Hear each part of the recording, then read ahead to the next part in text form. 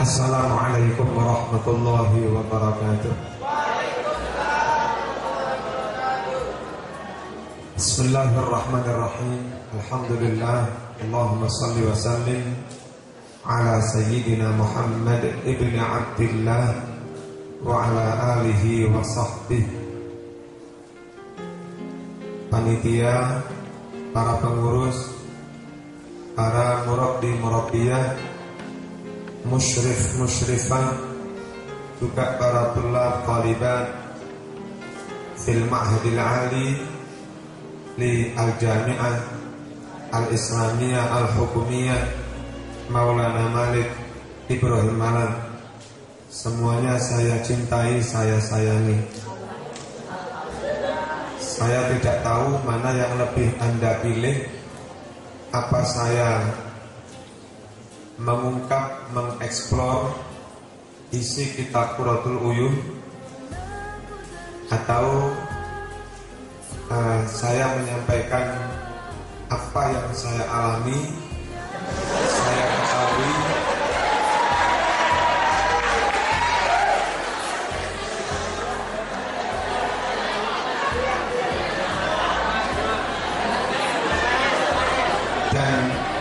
dan yang saya yakini itu baik, karena sesama muslim itu kepingin apa yang baik buat saya itu juga baik untuk Anda. Apa yang tidak baik untuk Anda, saya juga nggak mau. Nah, kalau yang kedua yang saya inginkan, ya monggo kami menyampaikan itu. Atau gaduh-gaduh, campur-campur ya monggo. Kitab Qurratul Uyun itu isinya pertama tentang hadis-hadis, dalil-dalil yang menganjurkan kita nikah. Yang kedua, diskusi tentang macam-macam hukum nikah. Bagi orang yang begini, nikah hukumnya wajib. Bagi musyrif, musyrifah yang gak kuat nempet, hukumnya wajib.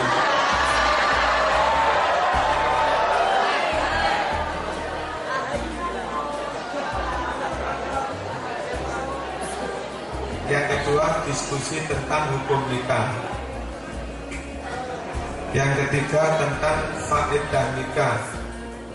Sisi positifnya apa, sisi negatifnya apa nikah itu. Kemudian yang kelima, sebaiknya temu manten itu hari apa, jam berapa.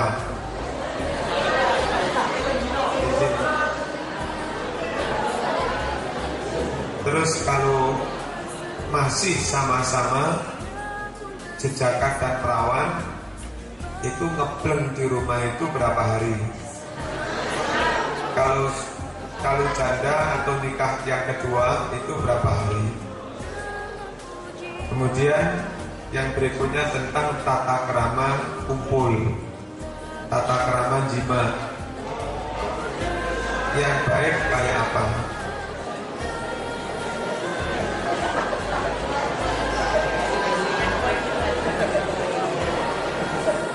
Yang berikutnya untuk menjaga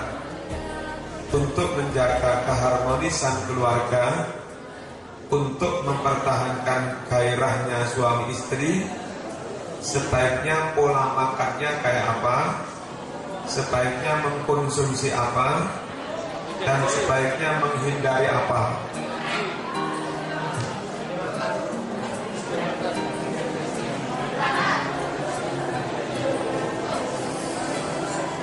Yang berikutnya, posisi terbaik itu kayak apa?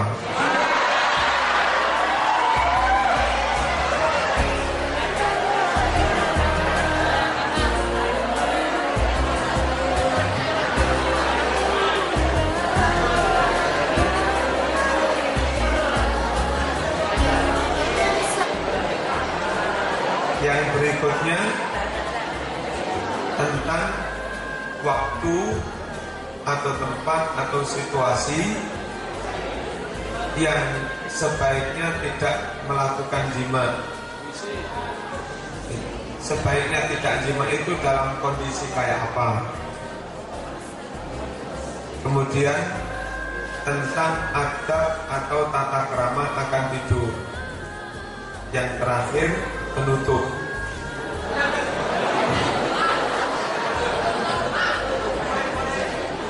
Dari poin-poin itu mana yang diminati?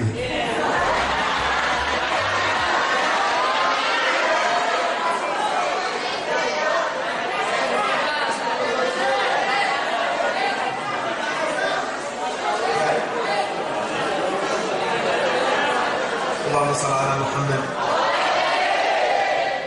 Saya akan menyampaikan dari sini juga dari yang lain-lain. Kepingin saudara-saudara sebelum melanjut ke jenjang berkeluarga punya wawasan cukup. Seharusnya orang berkeluarga itu bagaimana untuk menghasilkan keturunan yang berkualitas.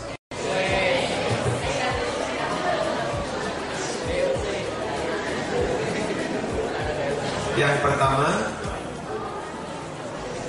saya nanti suatu saat mati. Sampean-sampean suatu saat juga mati. Padahal kita punya idealisme, kita punya akidah, kita memiliki sesuatu yang kita jaga dan tidak boleh mati, yaitu al-iman wal aqidatul islamiyah. Satu sisi kita manusia mesti mati, di sisi lain kita tidak ingin dakwah itu mati. Kita tidak ingin iman itu mati, akidah itu mati. Bagaimana ikhtiar kita? Lawang kita mesti mati, tapi kita tidak ingin Islam itu mati. Sebelum mati Anda sudah harus mengkader. Kalau Anda sudah mengkader, boleh Anda mati. Akidah Islamiyah nggak akan mati karena sudah dilanjutkan oleh kader itu. Dan kader itu anakmu sendiri. Kalau tidak ingin Islam itu mati, nikahlah. Kalau tidak ingin Islam itu mati, punya anaklah. Dengan punya anak yang salih-salihah, ente muslim anaknya muslim, ente mukmin anaknya mukmin, ente kencang berdakwah berjihad, dilarang punya anak juga seperti itu, maka tidak perlu khawatir Anda mati, Islam di kampungmu tetap berkibar. Perlunya nikah itu untuk melanjutkan perjuangan. Tapi mungkinkah anak yang dumble melakukan tugas-tugas itu? Mungkinkah anak yang lemah fisik, anak yang lemah akal, kena polio lagi, melakukan tugas-tugas itu? Tidak mungkin. Mungkinkah anak sehat tapi kelakuannya bejat melakukan tugas itu? Tidak mungkin. Artinya dari pernikahan kita berharap tidak sekedar punya anak. Kalau sekedar punya anak, Ken Arok juga punya anak. Kalau sekedar lahir anak, di Gang Doli juga lahir anak. Kalau sekedar punya anak, Bedes juga punya anak.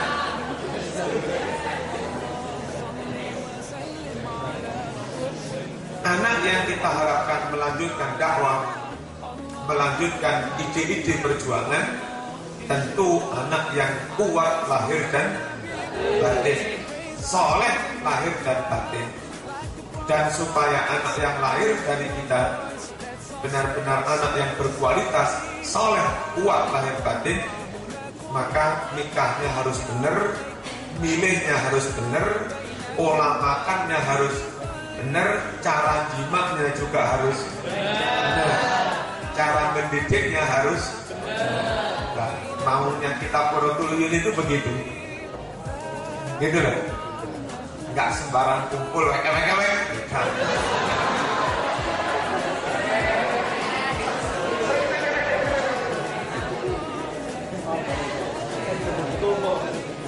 Anak yang berkualitas harus lahir lewat pernikahan yang sah. Anak yang berkualitas harus lahir lewat pernikahan yang sah dari bapak dan ibu yang sama-sama membawa bibit, membawa gen yang baik. Gen yang baik berasal dari nasab yang baik. Makanya nasab menjadi penting dalam kriteria calon istri atau calon suami. Anak yang baik lahir dari pernikahan yang benar, dari bapak ibu yang gennya juga baik, dan gen yang baik, bibit yang baik diproses dengan cara yang baik. Proses ada pola makan, proses ada doa, proses ada tahajud, proses ada Senin Kemis, proses ada bagaimana jima yang baik, proses ada ini ketika istri hamil melakukan apa suami istri itu, proses supaya anak menjadi berkualitas setelah lahir, pendidikannya kayak apa. Dari bibit yang benar, dari nikah yang benar, dan proses yang benar, insya Allah menghasilkan produk yang benar. Pabrik produknya akan baik asal dikerjakan oleh tenaga yang terampil, bagus, bahannya juga bagus, prosesnya juga bagus, telaten, sabar, gak gegabah. Telaten, kalem, les. Itu nanti produknya berkualitas, bermutu, dan halus. Baik. Dari 3 atau 4 aspek itu ada satu nggak terpenuhi, maka produknya, hasilnya juga nggak baik. Pernikahannya jos, bagus, islami semua, syar'i semua, tapi sampai mendapat jodoh, maaf, yang mbahnya istri sampean itu orang gila. Terkadang gen gila itu menurun ke anak. Sampean ganteng-ganteng, kata anakmu.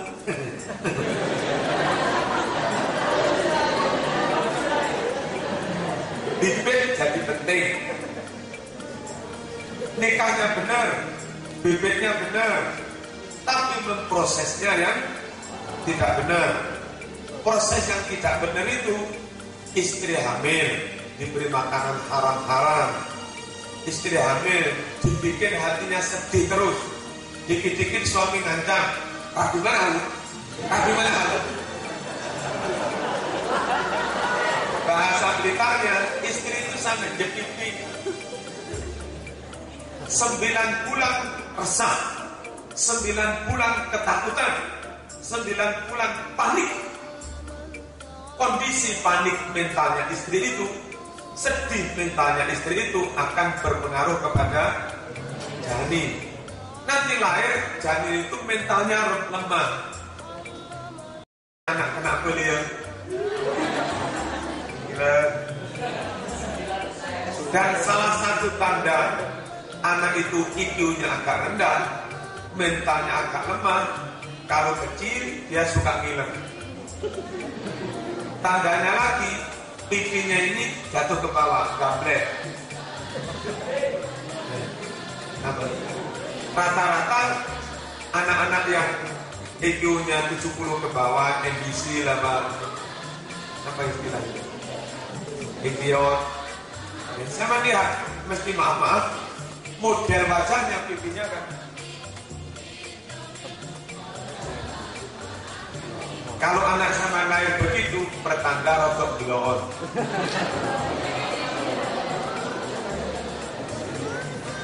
Saya ulangi dari satu persatu. Bagaimana nikah yang benar? Satu, nikah yang benar harus tidak ada paksaan. Calon suami ya senang, calon istri ya senang. Cinta dalam pernikahan itu sangat penting. Sebab kalau suami cinta, istri cinta, maka hubungan seks suka sama suka. Suami cinta, istri cinta, hubungan jima podo karepe, dan gak ada yang terpaksa, sama-sama bersemangat.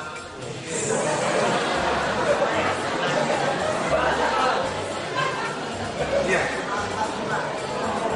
Kalau suami semangat 45, istri juga semangat 45, podo panase.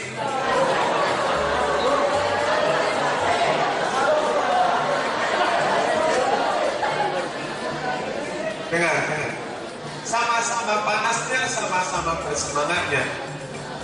Maka apa yang disebut Quran mimma indafik, air yang terpancar kuat, serot.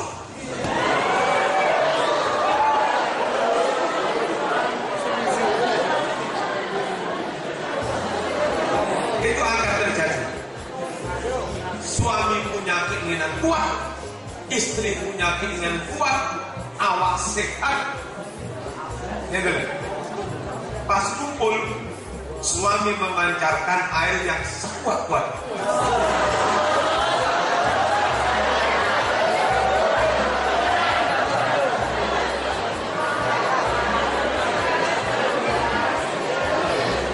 Istri juga mengalami orgasme yang sepuas-puasnya. Kalau itu bisa terus dibina, dilestarikan, maka terjadilah kepuasan di antara suami istri. Suami gagah, percaya diri, mampu memuaskan istri. Istri juga pede, gak khawatir dipecat dari rumah tangga itu. Gak kecil hati, gak pesimis, karena dia merasa telah mampu memuaskan suami. Dan kalau suami istri sama-sama puas, maka keluarga itu sakit. Dari keluarga yang sakinah, tenang, damai, ayem, tentrem, diharapkan anak tumbuh dengan baik. Dari keluarga yang kacau, dari keluarga yang broken, tukaran naik, sulit anak diharapkan tumbuh dengan baik. Ujung-ujungnya anak berkualitas. Suami istri podo senengi, lek podo senengi podo semangate.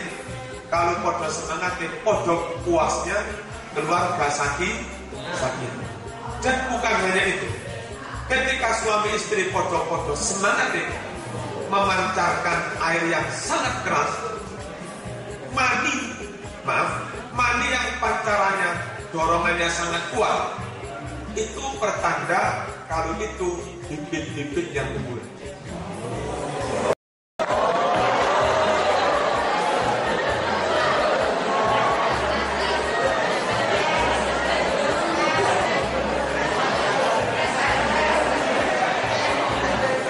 Sampai-sampai yang sekarang lahir, sehat, cerdas, agresif, itu dari dulu saudara adalah pemenang dari sekian juta sel sperma yang berlomba cepet-cepetan masuk ke rahim ibu.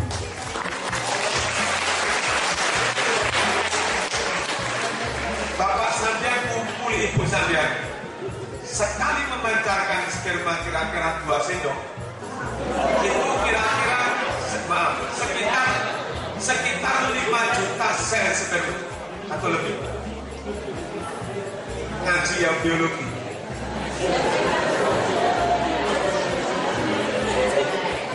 Dan tidak mungkin 5 juta sel itu jadi manusia semua. Yang jadi satu, yang paling pertama dan paling cepat masuk ke rahim istri. Jadi yang jadi manusia sehat, itu. Suami yang dipaksa menikahi wanita, sulit rasanya dia bisa kumpul dan seperti itu, karena nggak semangat. Apalagi bojone mas kumpuli, nggak kumpuli tak takut ini.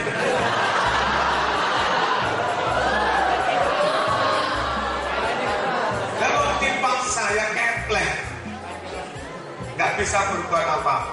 Kalaupun terpaksa, nanti paling keluarnya sperma itu beleler.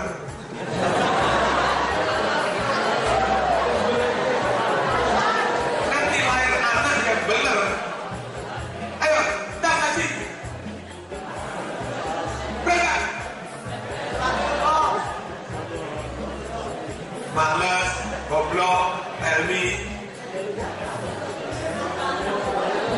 Biasa ngomong dan konek.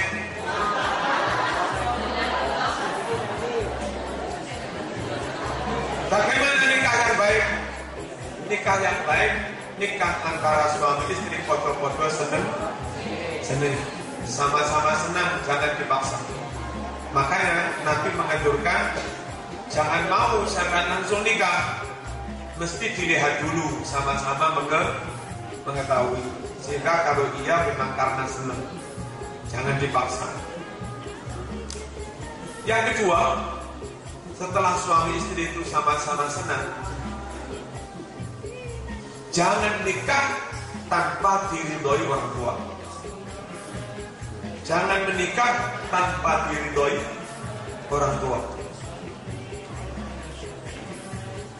Terus seneng yang saya maksud itu bukan seneng pacaran-pacaran itu, bukan. Ya seneng memang serius akan nikah.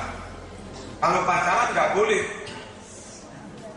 Sebab orang pacaran itu belum tentu jadi positif sampai ke pelaminan.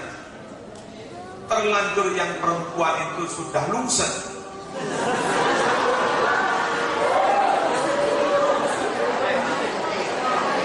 Cara Malang wis remek kabeh. Cara Blitar wis amoh kabeh.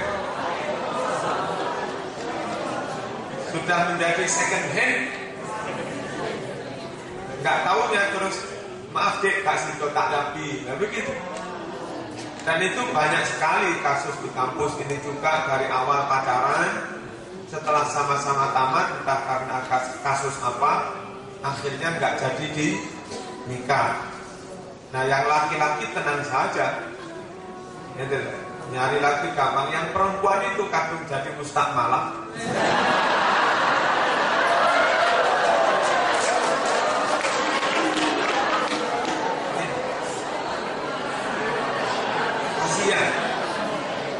Jangan bunuh masa depanmu dengan pacaran. Terus pacaran itu kelemahannya lagi, kalau orang mau nikah serius kan pakai musyawarah. Kalau orang mau nikah serius kan pakai diteliti calonnya itu ya apa, kesehariannya, hidupnya sehat apa enggak, nasabnya diteliti. Itu nikah serius. Pacaran nggak pernah menimbang-nimbang dan meneliti itu. Kalau mau nikah pakai istikharah dulu. Tuan Kiai mohon diistikharoi. Kalau pacaran nggak pernah ada yang istikharah.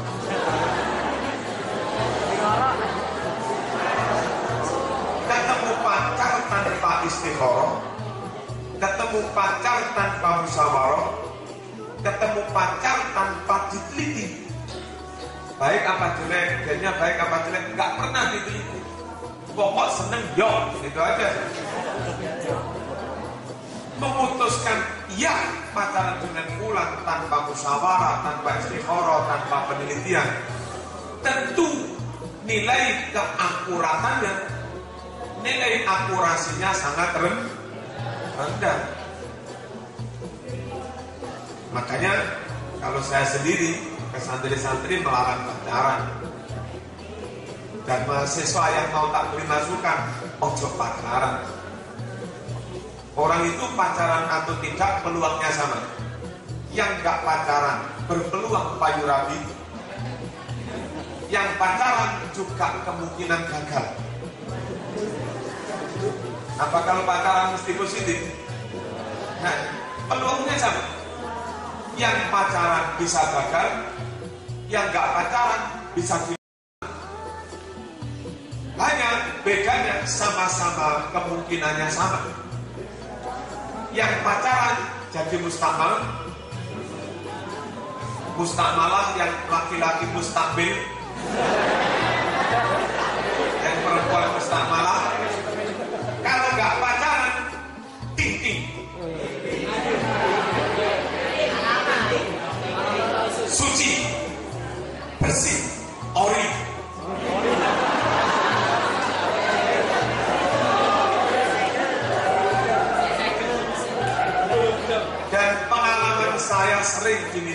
mencarikan jodoh. Itu kalau disuruh mencarikan jodoh anak perempuan yang masih bersih, ori, gampang sekali. Anak laki-laki yang mau itu banyak. Oh Ustaz, saya bersih lah, ini lurus, ini lurus. Tapi kalau di kampus dia terkenal pacarnya fulan, gagal pacarnya fulan lagi, gagal pacarnya fulan lagi, sudah jadi mustakmalah sekian kali. Dan karena biasanya maaf, pacaran itu terlalu vulgar, nenteng, boncengan di kampus sambil nyabuk seperti itu, atau ngerangsel kan.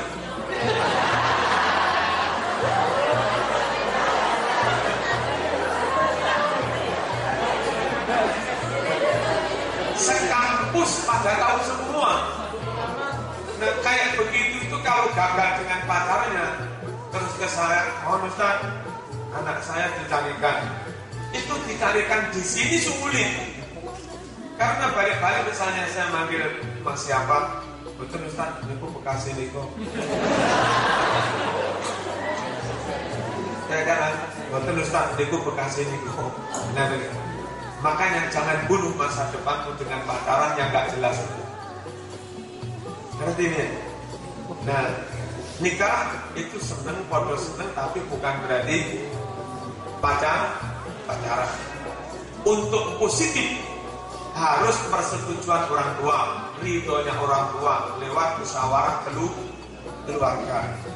Sampean sendiri tahu, bisa merasakan juga kalau kita nikah didukung 100% bapak ibu, mertua juga dukung.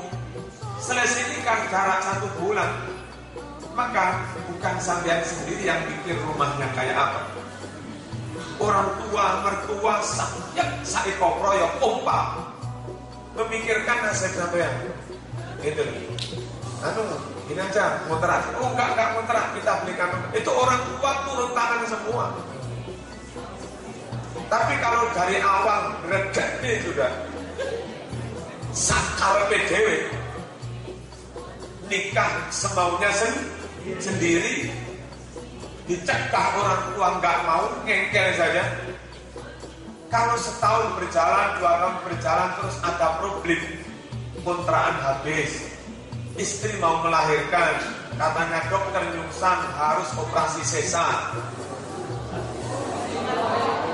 kontrakan butuh 5 juta, operasi sesar butuh 10 juta, gak punya duit, sambat orang tua gak mungkin bantu, gitu.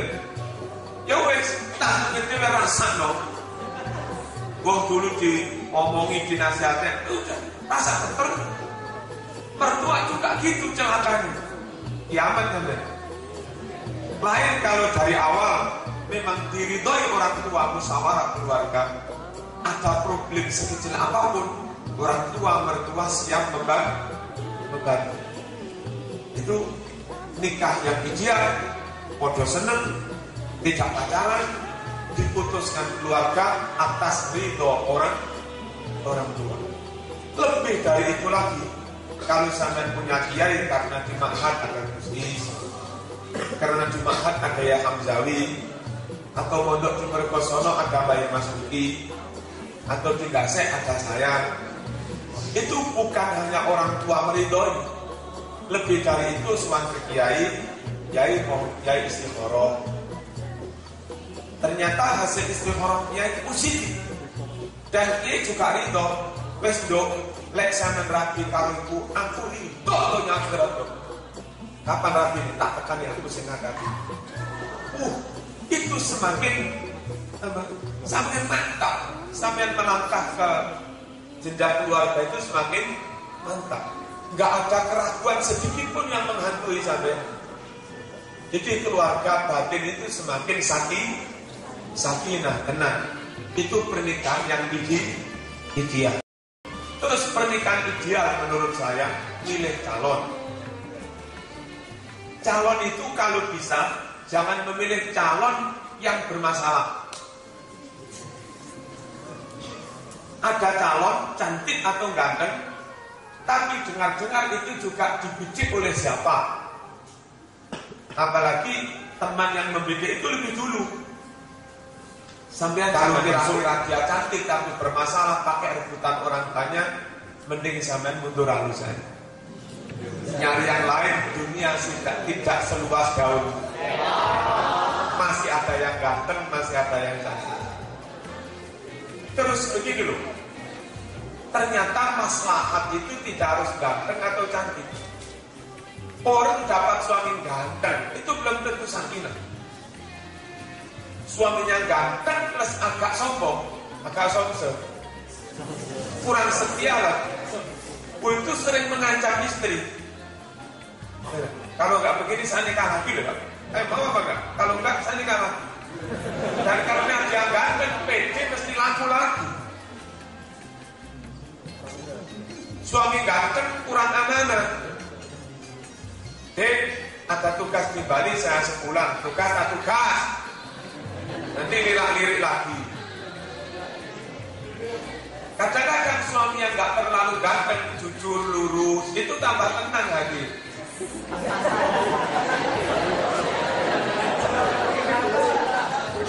Dengan lurus dan takwanya nggak mungkin dia tolak-tolak. Dengan wajah yang agak pas-pasan nggak mungkin payu maneh.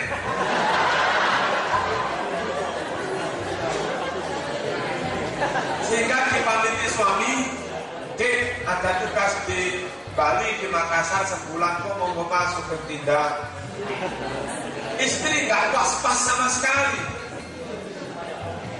Jadi belum tentu loh, suami ganteng, istri cantik terus mesti bahagia, itu belum tentu. Mental sangat menentukan. Kejujuran, keamanan, tanggung jawab batin itu sangat menentukan kesakinan suami atau istri itu.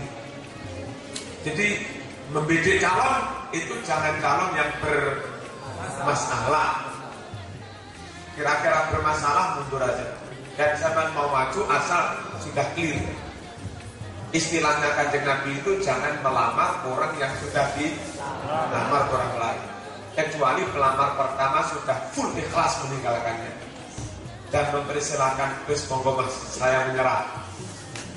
Silahkan masuk. Yang kedua, calon suami atau istri, satu, dari nasab yang sehat lahir batin. Sehat lahir batin itu fisiknya sehat, kemudian mentalnya juga sehat, nggak ada gen apa tadi? Nggak ada gen gila, sehat. Sehat lahir batin itu secara hidupnya apa istilahnya? Track recordnya lah. Tidak pernah mengkonsumsi obat-obat terlarang. Terlebih kalau itu narkoba, pemulihannya lama, sekitar 20 tahun. Untuk menghilangkan pengaruh zat-zat aditif dari tubuh itu, lama sekali.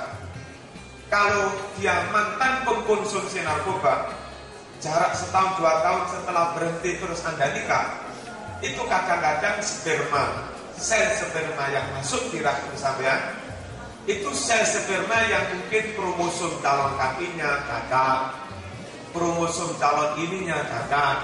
Makanya sekarang itu kadang ada orang ganteng sempurna, istri sempurna, anaknya cacat apana. Itu karena maaf, sel sperma itu dirusak oleh zat aditif yang diakibatkan oleh obat-obat keras itu, terlarang. Jadi tentukan, pastikan calon sampean itu pola hidupnya sehat. Kalau pola hidupnya nggak sehat, kita khawatir zat-zat terlarang itu merusak sel, merusak gen, merusak kromosom. Sekalipun secara medis ada jalan, tapi mahal. Termasuk di Karangmenjangan Surabaya punya lab. Taruhlah sama nikah dengan morfinis, nikah dengan orang yang kena HIV. Kalau ingin punya anak, nggak berhubungan jima, suami diambil sel spermanya, diambil pakai suntik atau pakai operasi, istri juga diambil ovumnya. Sel sperma dan ovum istri itu dibawa ke lab sekarang menjalan. Pas ke dokter, tolong dok, teliti sel saya, teliti kromosomnya. Barangkali ada kromosom cacat, buang itu diganti dengan kromosom dari sel manis saya juga yang sempurna, tidak cacat. Diteliti, kromosom dalam hidungnya pesek. Carikan kromosom dari sel manimu juga yang calon hidungnya tidak pesek. Secara medis ikhtiar begitu bisa, tapi ratusan juta. Ketimbang ratusan juta, mending dari awal milih calon yang sehat gennya, sehat nasabnya, dan sehat pola hidup, sehingga dipastikan calon istri dan suami itu sel-selnya tidak ada yang rusak, gennya nggak ada yang rusak. Lagi calon istri atau calon suami yang sebaiknya dinikahi, di samping sehat lahir batin itu dari keturunan yang soleh. Dari mbah-mbahnya sudah ahli ibadah, dari mbah-mbahnya ahli zakat, hati-hati kerja. Makanan dari nenek moyangnya makanan halal. Gak ada nenek moyangnya suka pencuri, suka nyolong, suka korupsi, gak. Jadi dari nasab yang soleh. Kalau calon istri, calon suami dari nasab yang soleh, andai kumpul malam pertama lupa gak berdoa, insya Allah anak cucumu masih baik.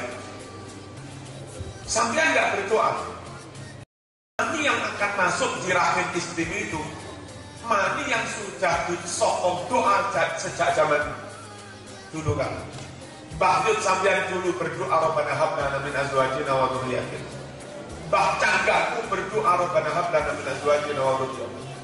Giliran sampean kumpul lupa enggak berdoa, anak masih soleh.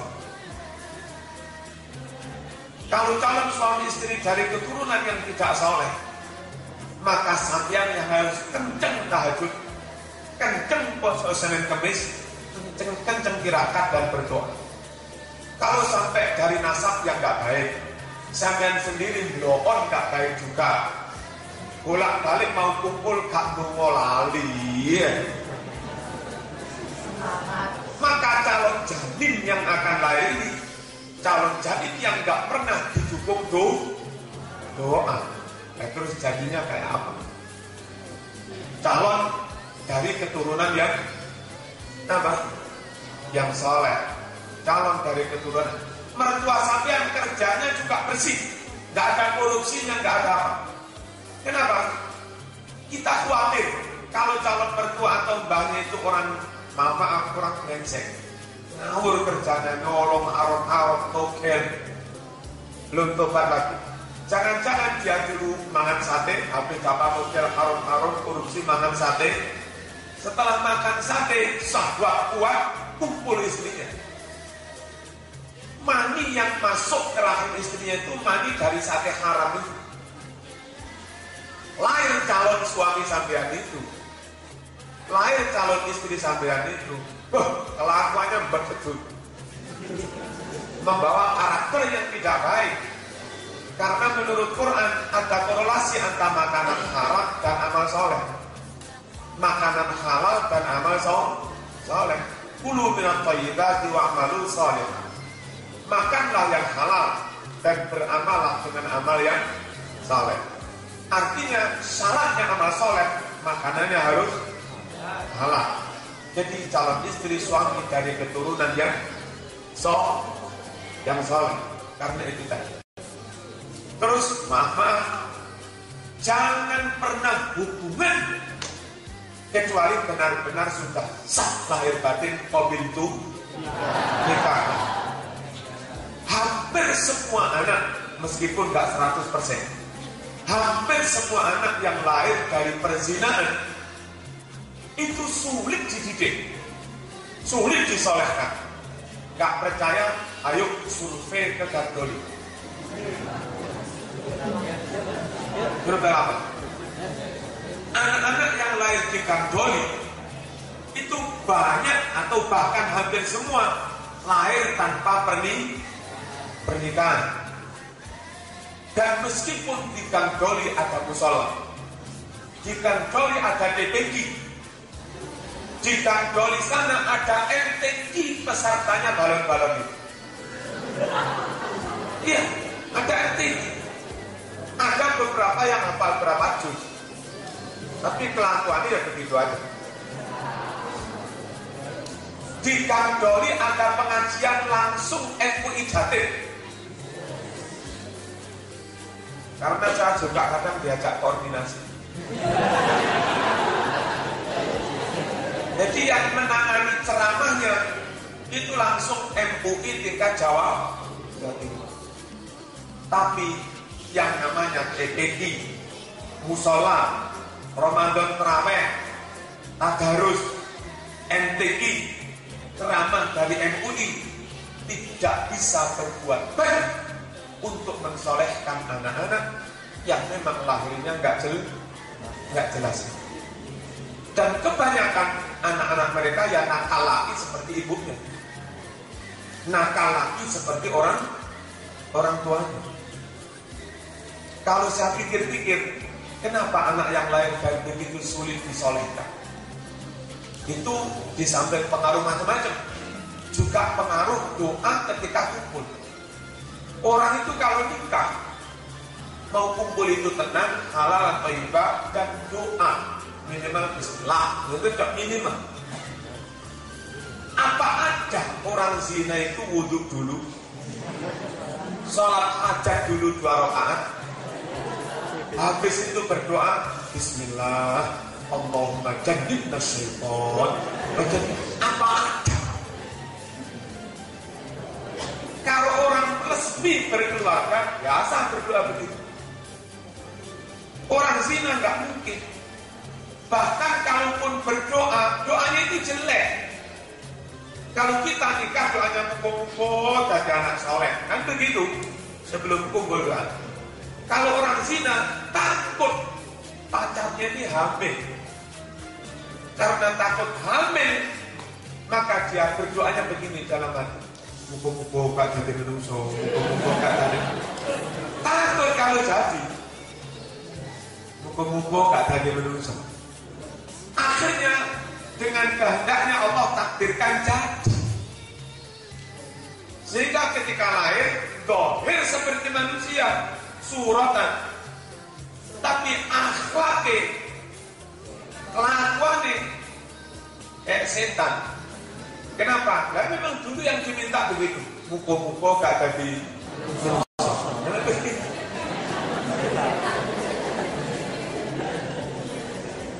Jadi sekali lagi, untuk berharap kita punya keturunan yang berkualitas lahir batin, agar bisa melanjutkan jihad perjuangan kita, dakwah kita, itu harus itu tadi.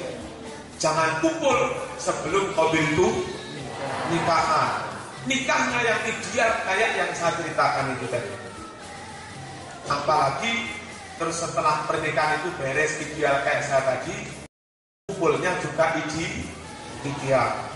Kumpul ideal itu dong, suami istri sehat. Lek pas greges ojo dipaksa. Masa pun untuk greges panas-panas, kudu gelem ojo.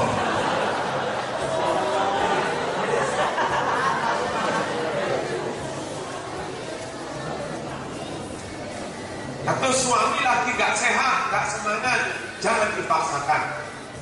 Khawatir kita dari kumpul yang tidak sehat itu jadi. Nah, pancaran air sperma itu gak kuat, benar-benar gitu. Sehingga nanti mental anaknya itu mental yang kurang agresif, leler. Kiai yang biasa ngaji begini-begini, hampir semua kiai itu anaknya cerdas. Hampir semua, lihat di mana-mana. Kenapa sih? Biasanya kiai atau bos itu nggak pilih sendiri, tapi dipilihkan apa? Milihnya seperti kriteria yang saya katakan itu.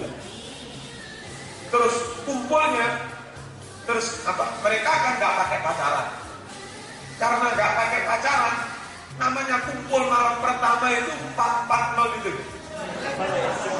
Ibarat PRN Bukan 110 tapi voltasenya itu 440. Iya. Namanya santri, yang ini santri putri, nggak pernah pacaran, nggak pernah ketemu, sama-sama sehatnya. Begitu diangkat ini kan, salaman ini langsung tercek. Kayak orang kesedot listrik gitu. Nanti malam tamu pulang, awak sehat, kumpul. Itu Masya Allah sudah. Sano, lebih dari sano.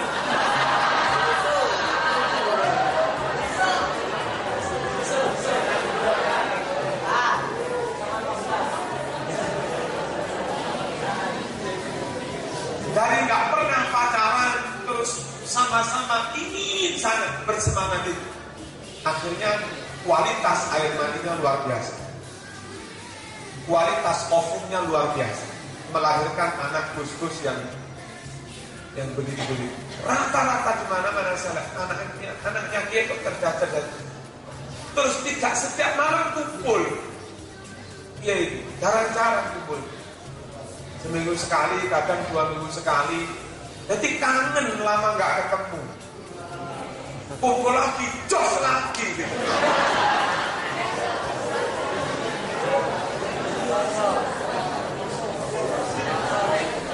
Nah orang awam itu nikah tanpa dalam pengalaman atau ilmu seperti ini.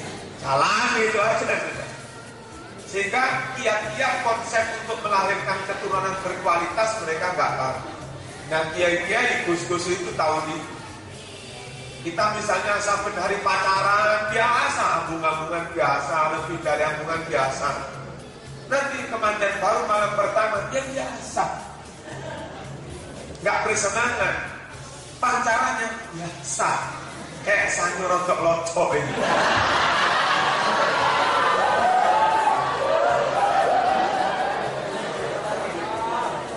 Lahir anaknya pun ya biasa. Kalau saya boleh pamer, anak saya nomor 1 Habib itu kalau nggak salah itunya 130. Terus Bella nomor 2 sekitar 135. Yang nomor 3 Sofi yang dapat beasiswa Turki itu sekitar 100 juta per tahun. Itu di Pasia dapat beasiswa sekitar 100 juta per tahun. Nggak bayar. Sekarang SMP kelas 2. Itu IQ-nya 152.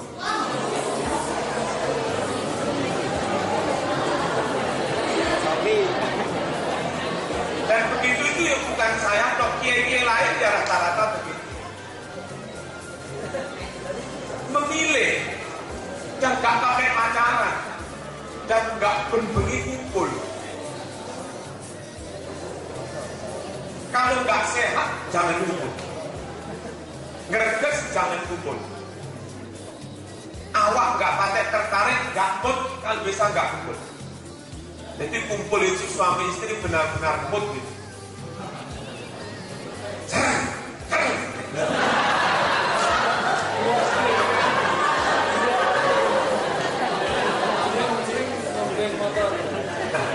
Gas. Langsung personal 5.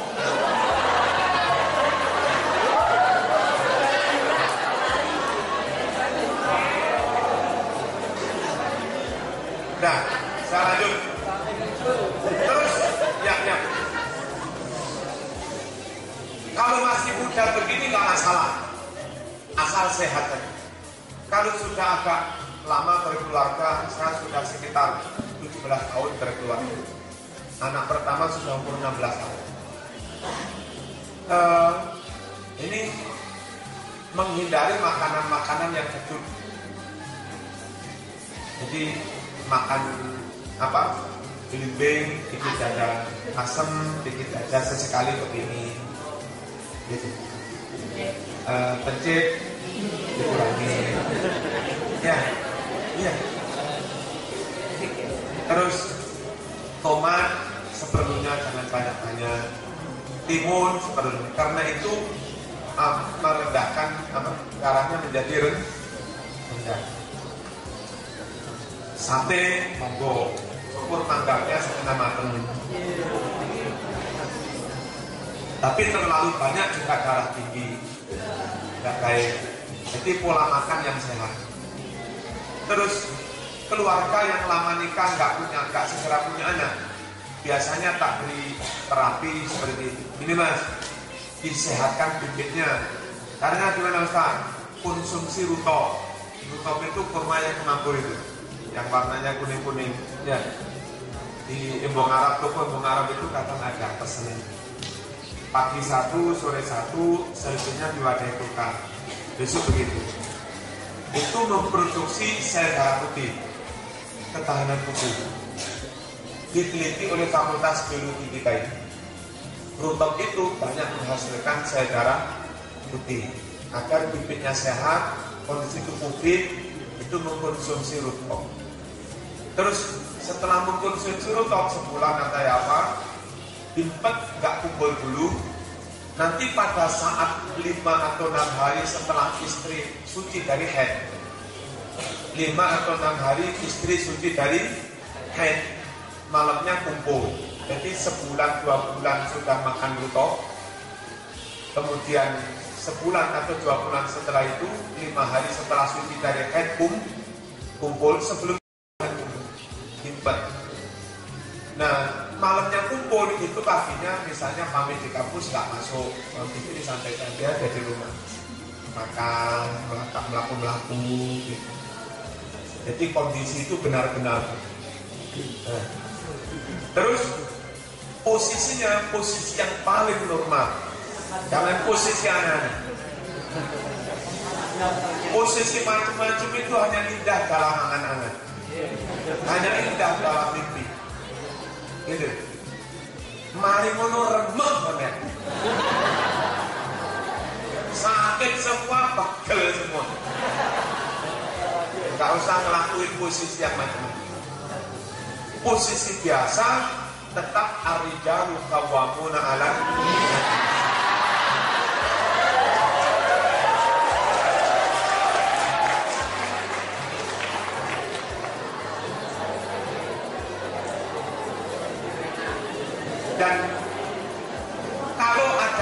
dan kalau ada kemungkinan sumurnya sangat dalam,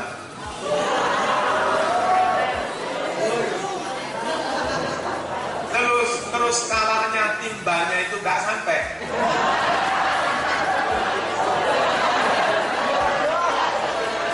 kan timba air,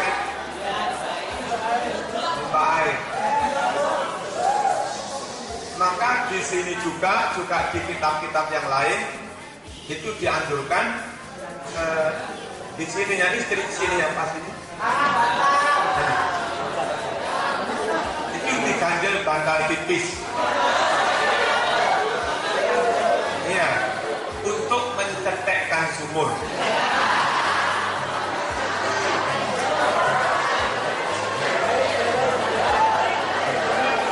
Untuk mendaftarkan sumur. Dan maaf, posisi itu juga berfungsi untuk membantu membuka pintu rahim. Sehingga 2 bulan gak hubungan, terapi pakai rutop, sel darah putih penuh, sel sperma penuh, sehat. Pagi ketika malam merencanakan kumpul, pagi gak beraktivitas di kantor, sama-sama di rumah, makan yang kenyang, enak, ringan keluar. Ya, dan kemudian mungkin kalau pendekatan agama malam pada sholat isya mau begitu, sholat sunat dulu, kemudian kalau perlu baca yasin ya baca yasin.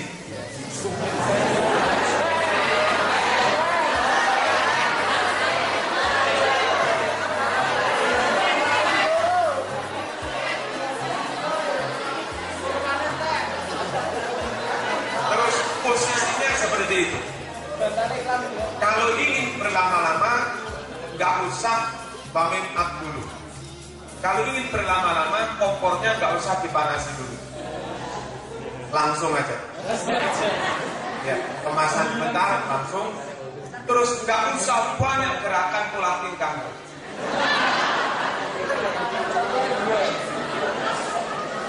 Kalaupun ada gerakan dikit, biar bisa lama. Nanti kalau bisa lama itu apa? Karena istri itu panasnya agak lama. Suami segera panas. Kalau istri belum panas, suami panas, nanti suami mengalami orgasme, istri belum. Kalau hubungan itu sering 1-0, sulit jadinya.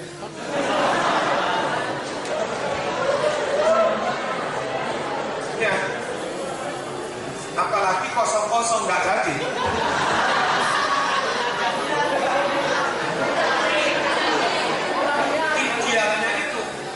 Idealnya itu antara Arema dan PSMS besok lusa itu satu-satu. Dan satu-satu yang paling ideal itu bareng. Makanya sing lanang ojo kakean tingkah, jangan dipanasi panas teman-teman. Tenang aja sudah. Agar lama, perlunya kalau lama itu istri sudah panas. Diharapkan nanti oke keluar. Tapi nggak bisa dikomando.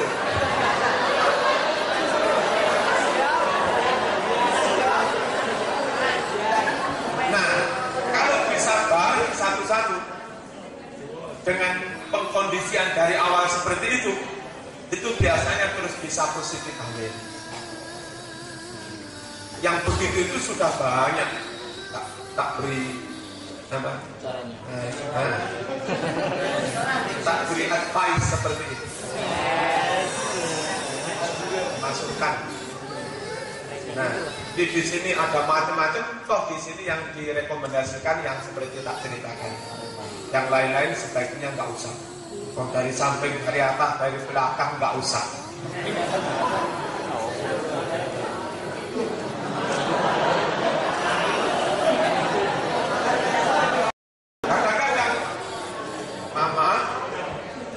Dua-duanya sambil berdiri, itu terus akibatnya ayang-ayangan.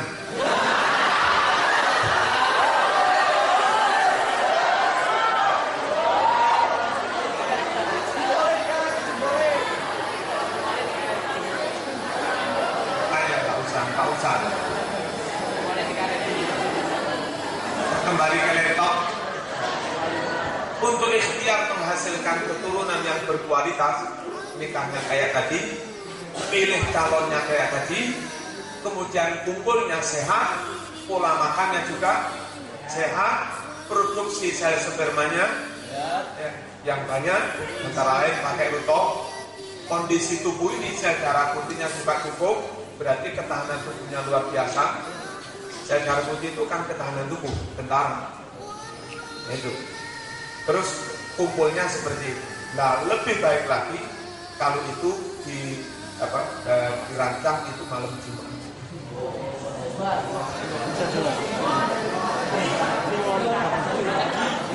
Kalau nggak malam Jumat lebih barokah lagi. Setelah Jumatan pada asar.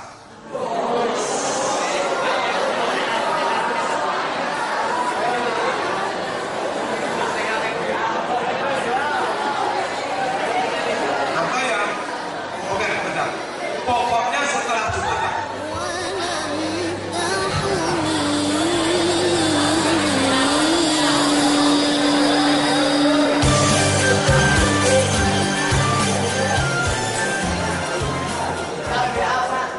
Kenapa setelah Jumatan?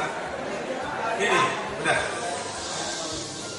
Mengurus dunia, kerja termasuk begitu kan ngurus dunia.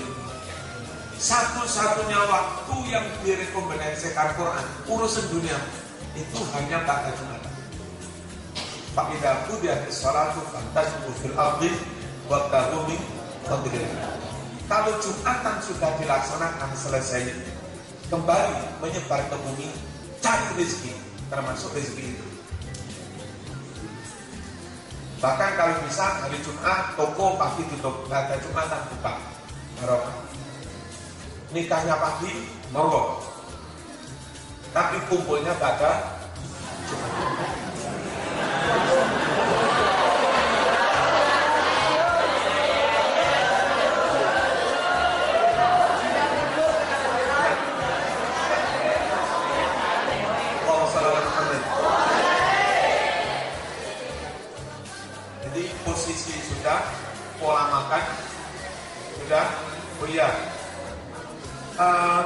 yang ibu-ibu ini nanti kalau kadang-kadang ada kesucian atau sudah lama punya anak dua, tiga, ibarat tahun itu agak dol.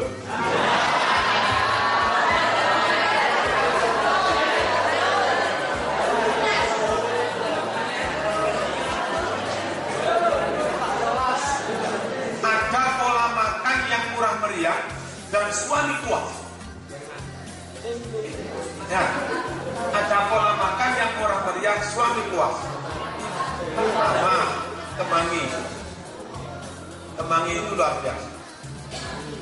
Jadi kalau mbak-mbak nanti punya suami terus nggak pede dengan itunya, agak lonjong.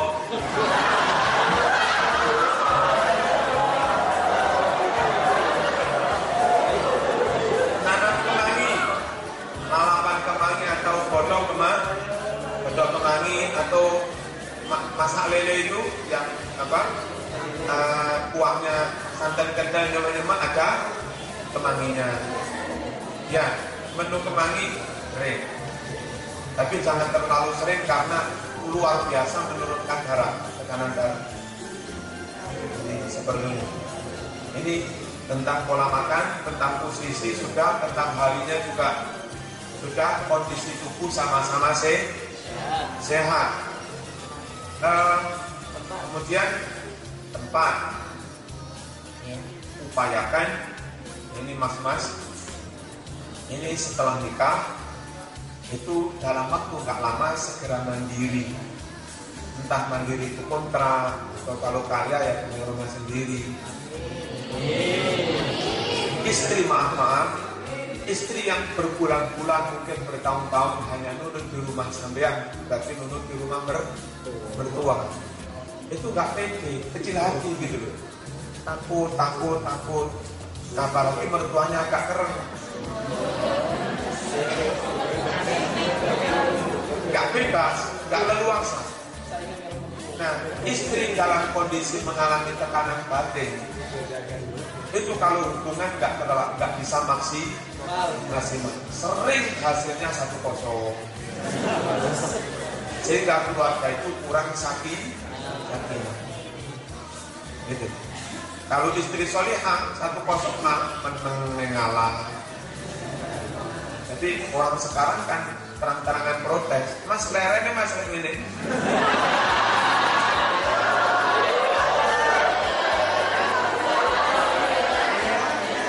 Lapo 1-0 doang.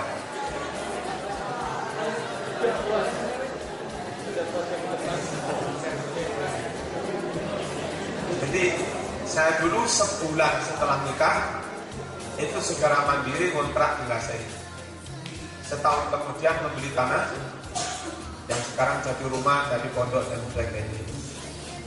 Jadi tahun pertama kontrak sambil nyari tanah, tahun kedua beli tanah plus bangun, hanya 2 tahun terus langsung. Itu istri lebih tenang.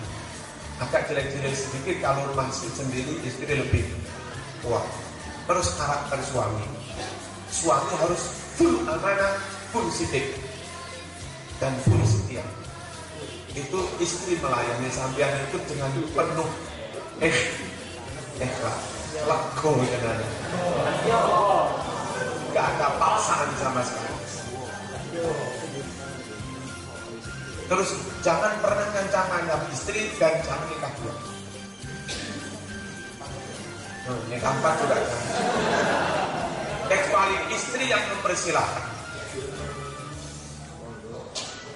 Begini loh, sesolehah apapun istri, itu kalau suaminya punya istri lagi, nikah lagi, bagaimanapun ya sakit hatinya.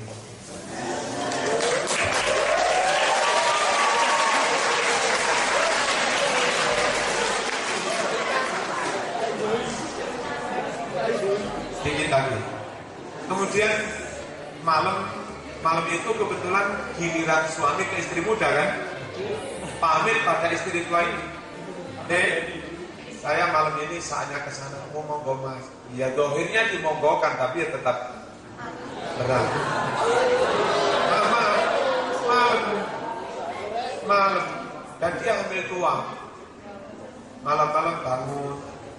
Biasanya kalau kemarin-kemarin ada suami di sampingnya, ya, suami ingin mendoakan adik. Kali ini karena malam suami ada di istri yang lainnya, istri itu bangun, "Yungalahna bapak mau nangis." Nelongso terana gitu.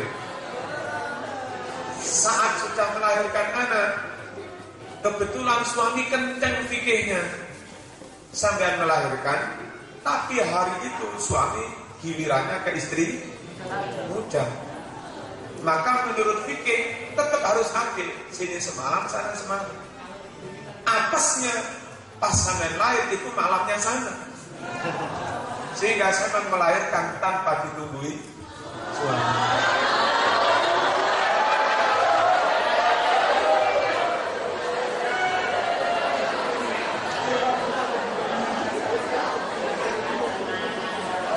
Makanya tak anjurkan gak usah nikah dua. Terus lebih dari itu, nanti kalau bayi sudah umur berapa minggu, berapa bulan, biasanya malam bangun terus ngongkol kan. Suami setia biasanya begitu bangun, bayinya bangun ya. Nanti bayi itu kayak Gus Dur itu yang diceritakan Bu Sinta. Mas Dur itu sangat setia. Anak-anak dulu kalau malam lilir itu Mas Dur yang bangun terus cekatan ganti pokoknya ini. Setelah ganti pokoknya terus diberikan kepada saya tinggal ngemini. Ketika suami nikah dua dan malam itu giliran saya, sama bangun sendiri, mopoi sendiri, yo ngalahna nasib.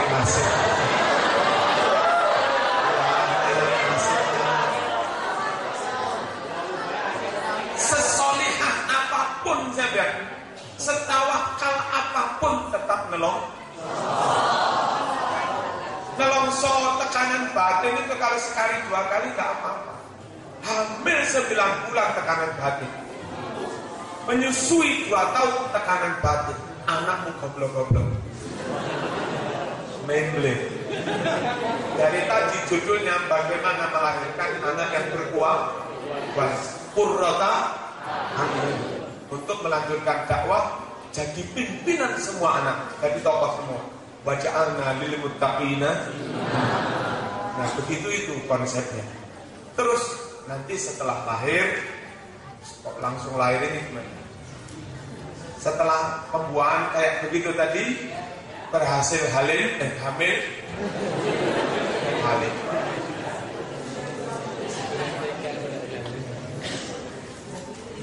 Suami harus lebih setia lagi. Istri hamil itu sangat peka. Ada SMS nggak jelas sudah ada sudah. Waduh. Jadi hamil itu istri sangat khawatir gitu. Kenapa khawatir? Maklum, kemarin belum hamil, setiap hari bisa melayani suami. Dalam kondisi hamil tua besar kan sulit kan dia melayani suami. Itu kalau suami nggak semakin setia, istri itu khawatir jangan-jangan suami nyari pelampiasan ke doang. Khawatir. Makanya supaya hamil 9 bulan itu tenang, jamin enggak deh, anak full setia.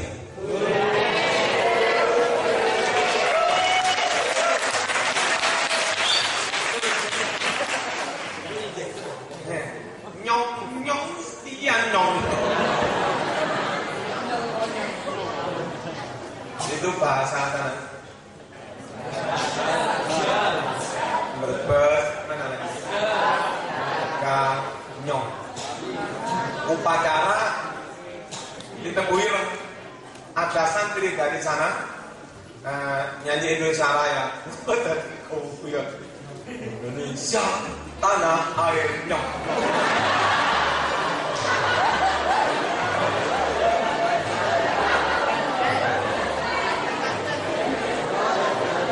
Mestinya tanah airku, tanah airnya. Ya, istri hamil semakin setia. Upayakan istri tidak mengalami kesulitan ekonomi. Jadi kalau ada kesulitannya pun apa, istri nggak usah diberitahu. Selama hamil, selama menyusui. Kalau susah kerja biar sampean aja. Gimana dik? Beres. Beres setelah. Karena kalau lagi ada beban berat begini terus mikir keuangan, nanti sumpah. Nah, sumpah terus-terusan kasihan janin juga. Upayakan sampean yang terjun ke belakang. Terus yang istri, kalau banyak membaca Quran selama hamil itu ngejos sekali. Di sini Sumber Bujung, Kelurahan Jatikerto, ada anak namanya Agus. Ketika Gus Dur masih hidup, Gus Dur datang ke rumah Agus itu, titip koper 3. Setelah Gus Dur wafat, ternyata 3 koper itu isinya duit 3 miliar. Terus perintahnya supaya dibagi ke fakir miskin, yatim-yatim, yang di duit itu sudah diuploading. Di uploadnya itu ada namanya yatim ini, alamatnya. Yang jadi pertanyaan pertama, Gus Dur memang hebat. Kenapa Agus yang dipilih Gus Dur untuk membagikan? Dan oleh Gus Dur dijuluki Kanjeng Jatikerto. Sekarang masih ada, umur sekitar 30. Hebatnya apa si Agus ini? Gus Dur yang di Jakarta milih. Padahal ya dengan anak kamu ya biasa, bakalan ya. Tapi ininya kan yang dipilih Gus Dur. Dia aslinya Pondokusumo. Ternyata selama hamil dia itu ibunya di masjid, sering di masjid aja baca Quran. Kalau sudah beres-beres dapur, kembali ke masjid baca Quran. Itu Agus kecil, dari TK biasanya baca Qul Huwallahu. Itu surat Agus kecil. Nah, terus saya punya teman sekelas namanya Sukarji dari Jombang. Kalau nggak salah sekarang ketua Stain Solo. Bukan Solo. Kalau Solo lain. Nama Solo. Arek Karuta. Sukarji itu cerita, Mama saat hamil Gus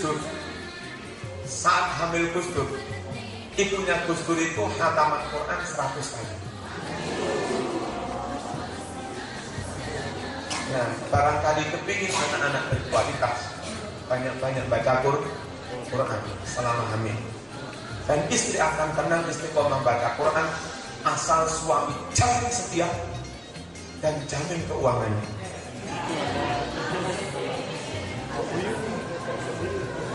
Nyambut gaya ini super hati-hati, haram jangan sampai dibawa pulang kalau haram. Kasihan janin sampean terasupi dengan ASI yang haram.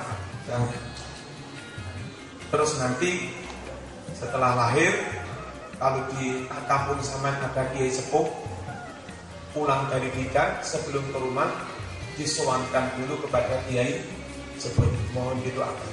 Sahabat itu begitu tradisinya. Dari kabilah bidan sebelum dibawa pulang sowan kanjeng, terus didoakan kanjeng Nabi. Ya sekarang para dia kan ulama yang melakukan itu. Terus pendidikan yang paling utama, pendidikan di lingkungan rumah tangga.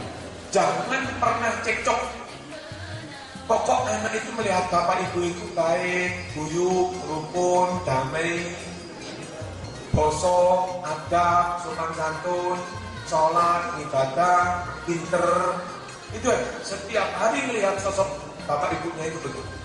Jangan sampai baik anak itu melihat bapaknya ngamuk, picek, cantik. Itu nanti ditiru anaknya. Dijaga betul. Bahaya Mas Nuki apa yang Gus di sini? Kalau menasihati santri, kalau barangkali sangat konflik dengan istri, tengkar. Tunggu sampai anak-anak tidur semua. Setelah anak tidur semua, masuk kamar, kunci, silahkan tengkar. nggak jadi lengkap. Biar negatifnya Bapak Ibu tidak dilihat anak. Itu bagian dari pendidikan, memberi contoh langsung, mengkondisikan secara langsung. Terus makanan halal, kondisi keluarga seperti itu, pendekatan agama, dan nanti upayakan anak sampean dekat para ulama. Sekarang itu yang namanya wong kang soleh kumpulono, lingkungan yang baik, itu ya di pesantren itu sih. Di luar pesantren, misalnya anak sekolah umum itu lingkungan lorek. Anak dimasukkan pesantren, jamin kiainya 100% Islam. Jamin ustadznya 100% Islam. Sholat. Masuk pesantren itu masuk lingkungan Islam full, sholat full, ngaji full. Tapi kalau nggak pernah di pesantren, di sekolah umum, maaf, di sekolah umum, kadang kepala SD-nya Kristen, kadang guru matematikanya Kristen, yang mereka ikut mewarnai anak saya. Diharapkan full soleh, ya sulit. Wong orang Kristen yang ikut mewarnai. Kalau di sekolah umum, kadang guru-gurunya yang Islam pun, sing limo sholat, sing limo gak sholat. Namanya juga lingkungan umum. Teman sekelasnya 40 anak, 3 Kristen, 37 Islam, tapi dari 37 Islam itu Fayadur yang kamu sholat, anak 10, anak 15, selebihnya tidak sholat. Anak yang masih butuh diwarnai positifnya lingkungan, tapi harus ada di lingkungan yang campur aduk. Rasanya sulit diharapkan menjadi anak yang soleh, kecuali kalau pengaruh keluarga lebih kuat. Sepulang dari SD soleh ngaji, terus ditunggu ibu EDW, faslun utawi ibu ngaji mabatik, diulang bapak EDW, jamaah diajak bareng-bareng masjid. Kalau keluarga sangat kuat kesantriannya, mau sekolah di Kristen di Amerika di mana-mana nggak masalah. Tapi kalau keluarga sampai keluarga umum yang nggak patek sempat, nggak patek koper mendidik sendiri kepada anak, mending plung lepok di pesantren, taman SD, taman sanawiyah, lepok di pesantren. Pilihannya madrasah. Itu aliran saya begitu. Kalau SD Islam kayak Sabilillah begitu. Insya Allah dengan pendekatan seperti itu, tujuan pernikahan mengharapkan Rabbana hablana min azwajina wa dzurriyyatina qurrata a'yun, itu akan tercapai. Wa ja'alna lil muttaqina. Saya kira begitu. Jangan lupa, soleh itu lahir batin. Soleh fisik juga soleh psikis. Soleh jasadiyah juga soleh rohani. Soleh jasadiyah itu dirinya baik, fisiknya baik, sempurna, atletis, gak loro-loron. Soleh batin, dekat Allah, sedekat ibadah, hatinya bersih, gak dendam, gak dengki, dungane mandi, ilmunya banyak, itu soleh batin. Itu pula menurut Quran suatu saat yang berhak dan berpeluang memimpin umat. 1 menit aja. Ada suksesi di zaman Toluk. Ketika raja mau meninggal, sudah sepuh, ring 1 berarti keluarga Bali, keluarga kerajaan, mulai bertanya kepada Nabi sebagai sesepuhnya, Nabi, kalau raja ini meninggal, siapa penggantinya? Orang-orang dalam ring 1 itu berharap sampai naik, berharap begitu ditunjuk. Tapi ternyata di luar dugaan mereka, si Nabi itu menyebut orang yang jauh dari lingkaran keluarga dalam. Innallaha qad ba'atha lakum Taluta. Allah sudah menetapkan calon raja yang memimpin kamu, Talut. Dan mereka protes. Loh, dapat Talut ketemu pirang perkara, melarat, gak punya dana kampanye, besok mau jadi pemimpin kami. Anna yakunu lahul mulku alaina wa nahnu ahaqqu bil mulki minhu wa lam yu'ta sa'atan minal mal. Ya bagaimana mungkin dia akan menjadi raja kami? Kamilah yang lebih berhak menjadi raja. Walam yu'ta sa'atan minal mal, dan dia enggak punya harta lebih. Hartanya lebih ditahu, apa iso kampanye. Nabi itu bilang dia jadi raja bukan karena ini. Qala innallaha astafahu alaikum wa zadahu bastatan fil ilmi wal jism. Allah memilih Tolib meskipun bukan dari keluarga dalam, karena Tolib memiliki kelebihan bastah, keleluasaan luas dalam hal fisik, jasmani, wal ilm, yang termasuk rohani, ilmu. Syaratnya pemimpin, dan itulah namanya anak cucu kader yang berkualitas. Fisik prima, ilmu luas. Itu salih yang memungkinkan bacaan lil muttaqina apa? Bastatan fil ilmi wal jism. Pinter, alim, apal hadis ewon-ewon, tapi loro-loron gak mungkin memimpin, gak mungkin jadi pengasuh pesantren. Sehat, goblok, yang gak mungkin. Jadi saleh lahir batin itu bastatan fil ilmi wal jism. Wallahu yu'ti mulkahu. Saya kira begitu. Assalamualaikum warahmatullahi wabarakatuh.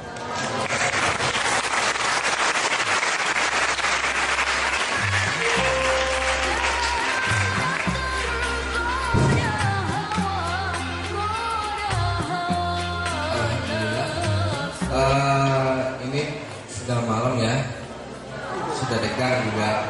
Saya sendiri dari moderator memberikan satu kesempatan bagi putra, satu kesempatan bagi putri. Mungkin ada yang ingin ditanyakan, atau mungkin dari masih yang pakai kopiah. Jadi menikahnya itu berdasarkan dari orang tua. Jadi asumsi orang tua itu mengasumsikan bahwasanya Witing Krisno jalanan sempurna. Jadi nggak ada suka sama suka antara laki-laki dan perempuan yang berarti akan menjalin hubungan rumah tangga. Itu gimana dalam pandangan Islam?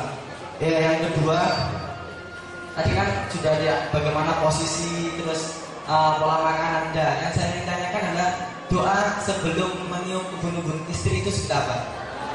Doanya. Dan yang ketiga, yang terakhir, dua aja. Ada. Terima kasih, mungkin aja. Assalamualaikum warahmatullahi wabarakatuh. Bagaimana perspektif Islam dalam membedakan cinta dan nafsu? Yang keduanya tidak dimunafikkan akan mengarah pada seks. Yang kedua, kita bagaimana perspektif Islam dalam membedakan cinta dan nafsu? Yang keduanya tidak dimunafikkan akan mengarah pada seks. Dan pertanyaan kedua,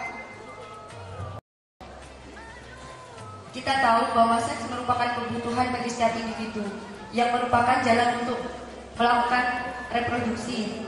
Tetapi bagaimana Islam memandang jika terdapat sepasang suami istri yang mana mereka hampir beberapa kali dalam sehari itu melakukan kopulasi atau bersenggama?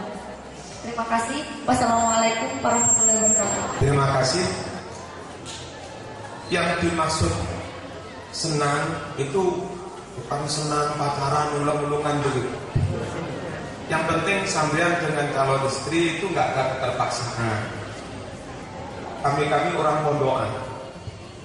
Jadi ketika saya dulu melihat calon istri di Pondok Melangitan, hafalan Quran itu saya Neng Is, pengasuh Pondok Apalan Quran itu menyuruh istri minuman ini. Saya jadi kamu di sana. Jadi Ustaz, oke. Gitu aja gitu. Yang penting saya mau, dia juga mau. Nah, bapak ibu ya nggak memaksa juga. Ya Pak nak, oke. Atau yang calon istri itu menang, berarti sudah mau. Jangan dibayangkan kalau cinta itu ketukan rondo kemana-mana. Ya nggak begitu. Ya. Yang penting calon suami jangan dipaksa, calon istri juga jangan dipaksa. Orang tua pinter, kalau anak belum mau biasanya diberi masukan, dijak pertimbangan, sowan ke kiai, ayolah. Lama-lama si sampean juga menekui ya memang baik, akhirnya mau. Itu aneh. Terus itu apa? Ini sambil berdoa, Allahumma inni as'aluka khairaha wa khairama fiha wa khairama jabaltaha alaihi wa a'udzubika min syarriha wa syarri ma fiha wa syarri ma jabaltaha alaihi. Kan ada rekaman kan? Allahumma inni as'aluka khairaha wa khairama fiha wa khairama jabaltaha alaihi wa a'udzubika min syarriha wa syarri ma fiha wa syarri ma jabaltaha alaihi. Itu nanti aja kalau dekat nikah ke rumah saya lagi. Dihafalkan. Kemudian cinta itu murni, cinta itu suci, cinta itu bersih. Cinta tidak ingin melecehkan yang dicintai. Cinta tidak ingin mengotori orang yang dicintai. Cinta tidak ingin memaksa orang yang dicintai. Kalau ada ketertarikan kepada lawan jenis, lalu belum nikah, belum apa, tahu-tahu kepengen boncengan, kepengen nyium, kepengen ngambung, itu namanya bukan cinta, itu erot. Dalam bahasa Inggris ada love, itu universal sekali, sangat manusiawi. Ketertarikan yang suci. Suci itu apa? Enggak ada motif-motif apapun yang hendak. Bukan karena dia kaya, bukan karena dia sudah PNS, bukan karena auratnya.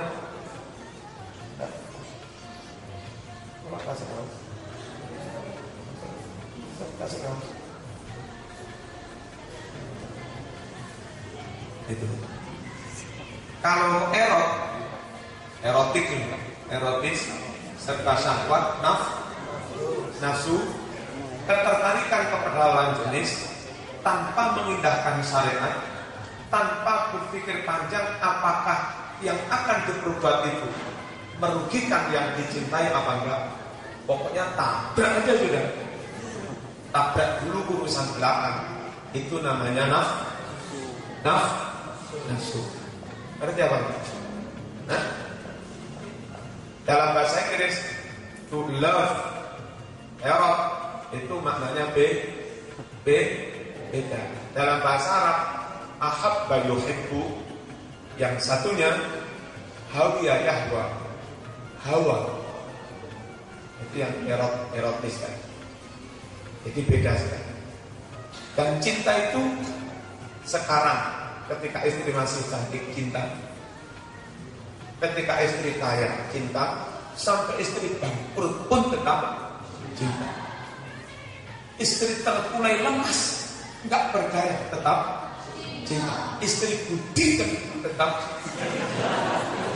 Karena motivasinya bukan mulusnya kulit, motivasinya bukan harta yang dimiliki istri. Ya tahu-tahu cinta itu aja. Dan itu hadiah teko pengiran. Paham itu? Nah, biasanya begitu itu akan lebih baik kalau dibimbing agama. Ada keimanan, ada ilmu, ada syariat, ada perasaan cinta. Ia juga cinta sama Bunyai kan? Nabi juga cinta sama Siti Khadijah. Tapi nggak melakukan sesuatu yang melanggar kemanusiaan maupun melanggar syariat. Bisa membedakan. Pokok cinta universal. ya kan? Just for you to love. Itu cinta suci, nggak dibagi-bagi percakapan itu. Kalau nikah lagi itu sebetulnya bukan cinta. Yang agak mulia niatnya menolong, kasihan janda-janda itu tak nikahi lagi. Tapi seringkali lagi berkedok kasihan, tapi sebetulnya nafsu. Tapi ojo seudon. Kalau suami sampai kiai nikah lagi monggo mas saya. Suaminya di seudon.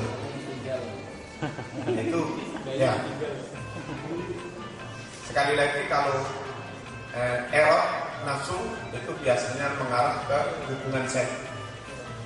Cinta pun juga bisa suatu ketika melakukan hubungan seks, tapi tetap didasarkan cinta, ingin menjaga kesucian hubungan, ingin menjaga kesucian istri, tidak ingin menodai istri, tidak ingin menyakiti istri. Suami itu full kepingin memuaskan istri, tidak kepingin merengkuh kenikmatan sendiri. Istrinya karena cinta full ingin membahagiakan suami, sehingga jiwa istri masuk pada suami, dirinya sendiri hilang, gak pikir dirinya. Jiwa suami masuk dalam istri, gak berpikir egois untuk kesenangan dirinya sendiri. Kepuasan saya ketika sudah mampu memuaskan istri. Kepuasan istri katanya ketika saya sudah mampu memuaskan suami. Disitulah terjadi ittihad, manunggaling kaulo Gusti, manunggaling suami istri menjadi satu. Jiwa istri masuk dalam suami, jiwa suami masuk dalam istri. Kalau sudah menyatu seperti itu, kebahagiaannya luar biasa. Dalam tanda petik kenikmatannya luar biasa. Ya, ada lagi. Begitu dah kan? Alhamdulillahirabbil alamin. Allahumma shalli ala sayyidina Muhammad wa ala ali sayyidina Muhammad. Allahumma ij'al jam'ana hadha jam'an marhuman wa tafarruqana min ba'dihi tafarruqan ma'suman wa la taj'al fina wa la ma'ana wa la minna shaqiyyan wa la mahruman wa la matrudan bi rahmatika ya arhamar rahimin. Rabbana hab lana min azwajina wa dhurriyyatina qurrata a'yun waj'alna lil muttaqina imama. Allahumma inna nas'aluka ilman nafi'an wa 'amalan mutaqabbala wa rizqan thayyiban wa lisanan dhakiran wa qalban syakira wa zawjan salihan wa waladan salihan wa husnal khatimah. Rabbana atina fid dunya hasanah wa fil akhirati hasanah wa qina adzaban nar. Sallallahu ala sayyidina Muhammad. Subhana rabbika rabbil izzati amma yasifun. Salamun alal mursalin. Walhamdulillahi rabbil alamin. Amin. Assalamualaikum warahmatullahi wabarakatuh.